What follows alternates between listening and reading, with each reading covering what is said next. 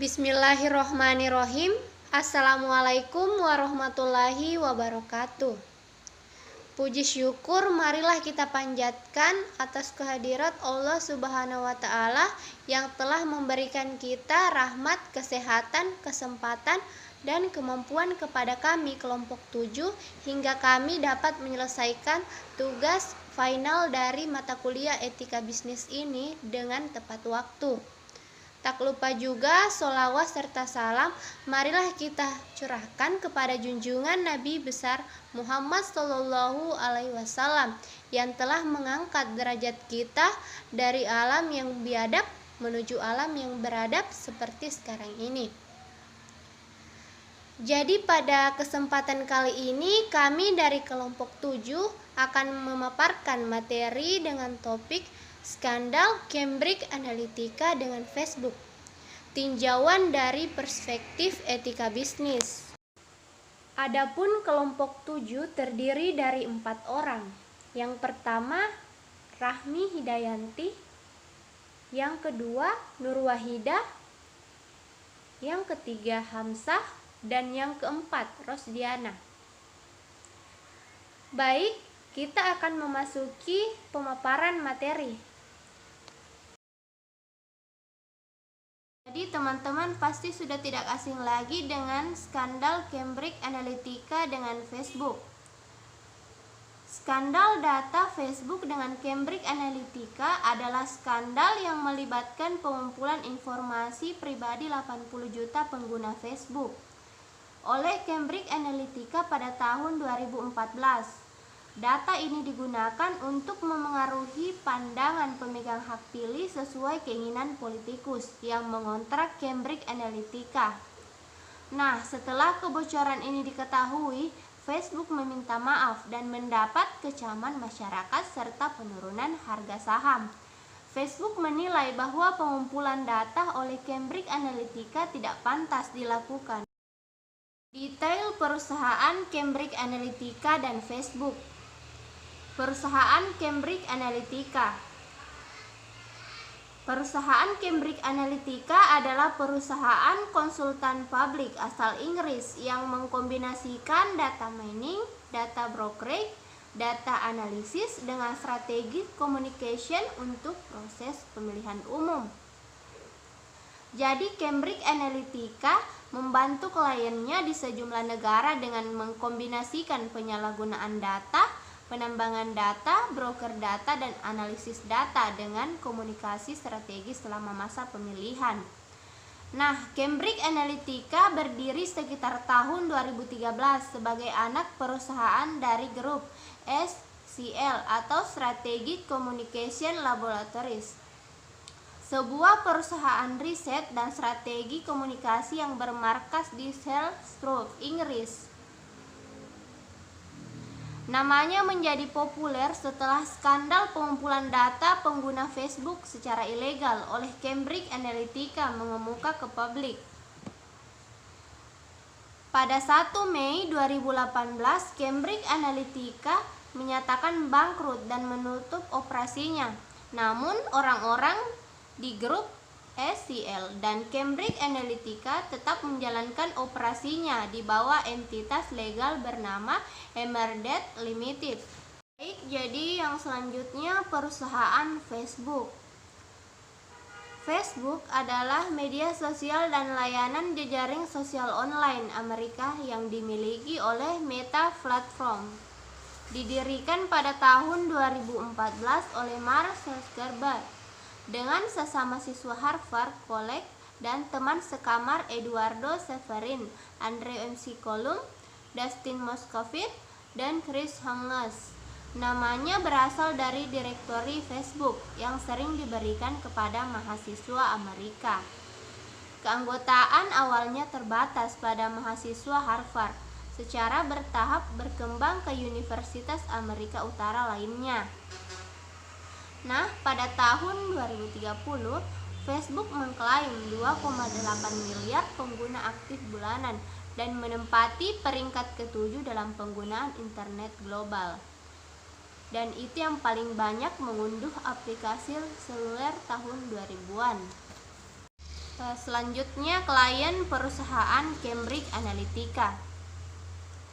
Salah satu dari klien Cambridge Analytica adalah Donald Trump dan Ted Cruz yang memanfaatkan 87 juta data pribadi pengguna akun Facebook tanpa izin untuk kepentingan politik dan kampanye pemilu Presiden Amerika Serikat pada tahun 2016. Seperti yang kita ketahui, Cambridge Analytica adalah anak perusahaan SCL Group, di mana SCL Group menyediakan layanan analisis perilaku dan strategi komunikasi, khususnya untuk politik. Saat itu, SCL Group adalah salah satu perusahaan yang menangani kampanye Donald Trump sebagai Presiden Amerika Serikat. Nah, menurut Willy, data-data yang didapat Cambridge Analytica dijadikan sebuah alat untuk memainkan psikologi warga Amerika Serikat dan menjadi salah satu cara untuk mendoktrin mereka dalam mengambil keputusan politik. Nah, pada saat itu, Cambridge Analytica tidak hanya memiliki data saintis saja, tapi juga tim kreatif, desainer grafis, fotografer, videografer, blogger, dan lain sebagainya. Mereka menciptakan konten di internet untuk mengubah opini publik dan lain sebagainya, ujar Willy. Dari situlah para pemilih Donald Trump dan target calon pemilihannya dipengaruhi dengan serangkaian taktik psikologi untuk mengarahkan pilihan politis mereka. Taktik Cambridge Analytica melakukan penambangan data. Pada tahun 2014, seorang profesor dari Universitas Cambridge yang bernama Alexander Kogan membuat sebuah aplikasi kuis psikologi yang terintegrasi dengan Facebook. Cambridge Analytica melihat kuis ini sebagai salah satu metode yang murah, mudah, dan cepat untuk mengumpulkan data pengguna Facebook. Sebanyak 270.000 orang mengikuti kuis tersebut. Tanpa sepengetahuan mereka, kuis yang bernama This is Your Digital Life tersebut ternyata dapat mengakses data-data dalam profil Facebook, bahkan data orang-orang di dalam daftar pertemanan pengguna itu. Kemudian aplikasi tersebut menarik data berupa status, like, post, daftar teman, bahkan dalam beberapa kasus private message antar pengguna. Dari sana, Cambridge Analytica berhasil mengumpulkan data sekitar 50 juta pengguna Facebook dari berbagai penjuru Amerika Serikat. Dalam sebuah wawancara The Guardian, Willy menyebutkan bahwa mereka mendapatkan data sebanyak itu dalam 2 hingga 3 bulan. Mereka menghabiskan biaya sebesar USD 1 juta untuk panen jutaan profil Facebook. Aplikasi yang digunakan Cambridge Analytica. Pada tahun 2010-an, data pribadi milik jutaan pengguna Facebook dikumpulkan tanpa persetujuan mereka oleh perusahaan konsultan Inggris Cambridge Analytica. Sebagian besar digunakan untuk iklan politik. Data dikumpulkan melalui aplikasi bernama This is Your Digital Life yang dikembangkan oleh ilmuwan data Alexander Kogan dan perusahaannya, Global Skins Research pada 2013. Aplikasi ini terdiri dari serangkaian pertanyaan untuk membangun profil psikologis pengguna dan mengumpulkan data pribadi teman-teman Facebook pengguna melalui platform Open Graph Facebook. Aplikasi ini mengumpulkan data hingga 87 juta profil Facebook. Cambridge Analytica menggunakan data tersebut untuk memberikan bantuan analitis pada kampanye Presiden 2016, Ted Cruz dan Donald Trump. Cambridge Analytica juga secara luas dituduh mengganggu referendum Brexit. Meskipun penyelidikan resmi mengakui bahwa perusahaan tidak terlibat, di luar beberapa penyelidikan awal dan bahwa tidak ada pelanggaran signifikan yang terjadi pasif. Korea melaporkan dan membuka skandal Cambridge Analytica. Pada Desember 2015, The Guardian melaporkan bahwa politikus Amerika Serikat Ted Cruz memanfaatkan data yang bocor ini.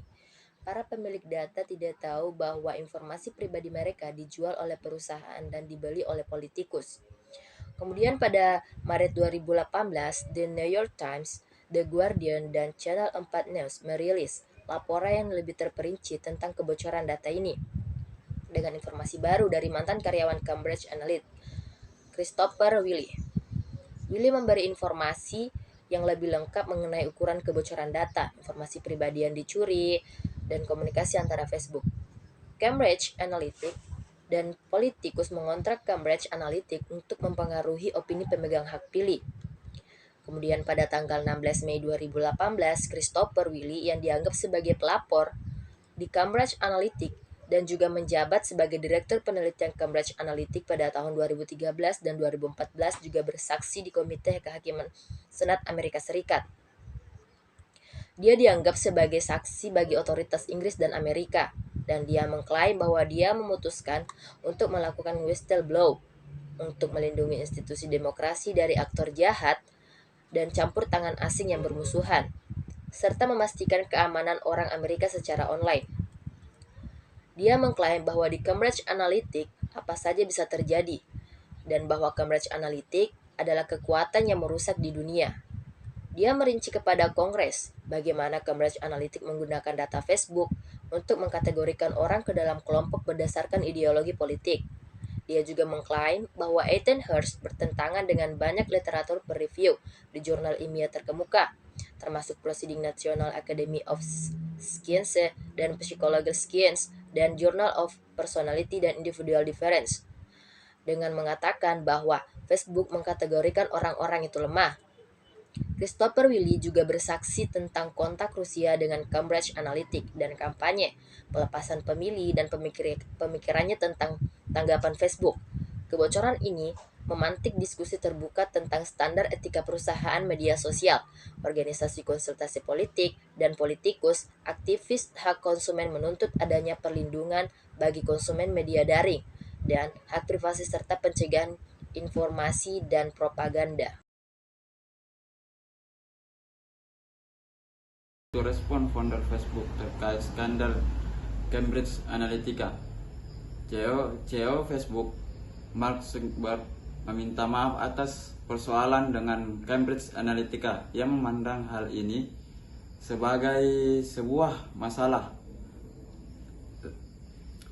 dan pelanggaran kepercayaan. Petinggi Facebook lainnya menolak istilah kebocoran data karena orang-orang yang mengikuti survei tersebut bersedia menyerahkan informasi pribadinya. Zuckerberg berjanji akan mengubah kebijakan Facebook, akan mencegah kebocoran sampai di masa depan. Pada tanggal 25 Maret 2018, Zuckerberg menerbitkan permintaan maaf mewakili Facebook di berbagai surat kabar. Pada bulan April, Facebook memutuskan untuk menerapkan peraturan perlindungan data umum Uni Eropa di semua wilayah operasi termasuk Uni Eropa. Amazon menyatakan bahwa mereka melarang Cambridge Analytica menggunakan Amazon Web Service setelah mengetahui bahwa layanannya dipakai untuk mengumpulkan informasi pribadi. Pemerintah India dan berhasil meminta Cambridge Analytica mengungkapkan pemanfaatan kebocoran data ini dalam kampanye politik. Masyarakat yang berdampak di sejumlah negara bagian di Amerika Serikat mengajukan gugatan hukum di pengadilan negeri setempat. Selanjutnya, pertanggungjawaban founder Facebook terkait skandal Cambridge Analytica. Facebook telah mengantisipasi denda ini dengan mengalokasikan anggaran hukum sebesar 3 miliar dolar Amerika Serikat atau dirupiahkan dengan 42 triliun rupiah. Mereka sudah memperkirakan denda yang dijatuhkan akan berkisar pada angka 3-5 miliar dolar Amerika Serikat. Zuckerberg menegaskan Facebook bakal menginformasikan pengguna yang datanya dimasukkan dalam set yang diduga diterima oleh Cambridge Analytica dan juga akan ada beberapa yang akan dimasukkan juga. Itu pertama, menyelidiki semua aplikasi dengan akses ke data Facebook dan menuntut audit aplikasi apapun dengan aktivitas mencurigakan. Kedua, membatasi akses data pengembang lebih jauh lagi untuk mencegah penyalahgunaan lainnya. Meluncurkan tol di bagian atas new feeds yang akan menunjukkan kepada pengguna aplikasi mana yang memiliki akses ke data mereka dan memungkinkan mereka mencabut izin aplikasi tersebut. Selanjutnya, efek yang menimpa perusahaan Cambridge Analytica dan Facebook. Pada Mei 2018, Cambridge Analytica menyatakan diri telah bangkrut. Cambridge Analytica berdalih liputan media yang tidak adil telah menutup semua pelanggan dan pemasok perusahaan sehingga mereka mengalami krisis finansial. Hingga kebangkrutannya, Cambridge Analytica masih membantah telah melakukan tindakan yang ilegal dalam hal pengumpulan data. Akibat skandal ini, otoritas Amerika Serikat melalui Federal Trade Commission atau biasa disebut dengan FTC akhirnya menjauhi hukuman denda sebesar USD 5 miliar atau sekitar 70 triliun rupiah. Pada Rabu 24 Juli 2019, Facebook dinilai terbukti melakukan pelanggaran privasi meskipun denda ini merupakan yang terbesar dijatuhkan pada perusahaan teknologi. Sejumlah pihak merasa denda ini masih terlalu kecil bila dibandingkan dengan pendapatan bulan Facebook sendiri. Sementara itu, pasca putusan ini dijatuhkan, saham Facebook justru menguat 1,8%. Selanjutnya saya akan membaca materi, yaitu alasan mengapa data banyak diburu dan ditambang sehingga Cambridge Analytica melakukan penambangan data pengguna Facebook. Internet memiliki dua sisi mata uang. Di satu sisi, internet berperan besar dalam melihat jendela dunia. Tetapi di sisi lain, kehadirannya justru banyak disalahgunakan oleh berbagai oknum untuk kepentingan tertentu yang dapat merugikan orang lain. Oknum-oknum ini kerap mencari celah dalam mencuri data pribadi untuk kepentingan tertentu, misalnya diperjualbelikan atau penipuan perbankan. Data tersebut kemudian dijual di situs gelap dengan harga ribuan dolar. Namun, ada juga yang bergerak sendiri dengan berbagai modus operandi seperti menebar website palsu dan iming-iming profit menggiurkan atau memasang informasi palsu. Seperti yang dilakukan oleh Cambridge Analytica yang menambang data dari Facebook melalui yang digunakan untuk mempengaruhi pandang pemegang hak pilih sesuai keinginan politikus yang mengontrak Cambridge Analytica. Latar belakang perusahaan tidak patuh terhadap tata kelola perusahaan sehingga terjadi kejahatan elektoral. Dalam menjalankan aktivitas bisnisnya, perusahaan harus memperhatikan etika baik untuk internal maupun eksternal perusahaan. Etika dalam pedoman perilaku adalah nilai dan norma moral yang menjadi pegangan bagi seseorang atau suatu kelompok dalam mengatur tingkah lakunya. Etika bisnis perusahaan merupakan penjelasan tentang bagaimana perusahaan sebagai suatu bisnis yang bersikap beretika dan bertindak dalam upaya menyeimbangkan kepentingan perusahaan dengan kepentingan segenap pemangku sesuai dengan prinsip-prinsip tata kelola perusahaan yang baik dan nilai-nilai koperasi yang sehat dengan tetap menjaga profitabilitas perusahaan. Salah satu alasan perusahaan melakukan kejahatan elektoral adalah karena ingin mendapatkan profit dan keuntungan dengan cara yang tidak benar dan melanggar prinsip etika bisnis dalam menjalankan perusahaannya, seperti pada skandal Cambridge Analytica yang melakukan penambangan data pengguna Facebook di Amerika Serikat. Dapat dikatakan bahwa perusahaan tersebut telah melanggar etika dalam bisnis karena telah membantu politikus memenangkan kampanyenya dengan membobol data pengguna Facebook. Kebijakan yang dilakukan oleh perusahaan teknologi dalam menjamin pelindungan data pribadi. Perkembangan teknologi dan industri bisnis menjadikan kumpulan data sebagai salah satu hal yang paling rentan disalahgunakan. Ada saja berbagai pihak yang sengaja memberikan data pribadi perusahaan klien mereka kelola guna kepentingan dan keuntungan pribadi. Hal ini sangat menyalahi kode etika bisnis, karena inilah perusahaan dituntut harus lebih selektif untuk memilih vendor terpercaya dalam mendukung proses bisnis. Lenovo sebagai vendor software HRD terbaik yang telah berpengalaman menangani berbagai macam klien sangat memahami hal ini.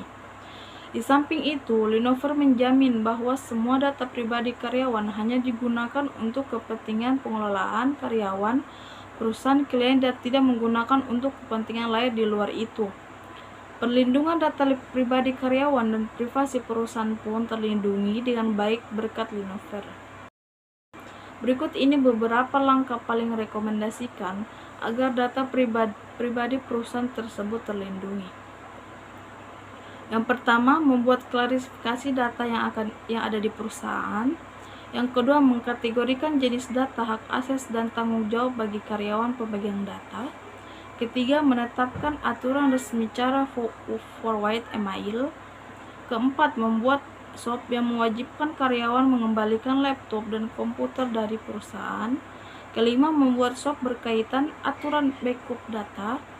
Dan yang terakhir, membuat surat perjanjian tentang kerahasiaan data dari perusahaan yang dipegang oleh karyawan, sehingga ketika suatu saat karyawan sengaja atau tidak sengaja membocorkan, maka dianggap melanggar perjanjian dan dapat diproses secara hukum. Itulah tadi pemaparan materi dari kelompok kami. Kami dari kelompok 7 memohon maaf atas segala kekurangan dari pemaparan materi kelompok kami. Terima kasih atas perhatiannya. Wabillahi taufiq wal hidayah. Wassalamualaikum warahmatullahi wabarakatuh.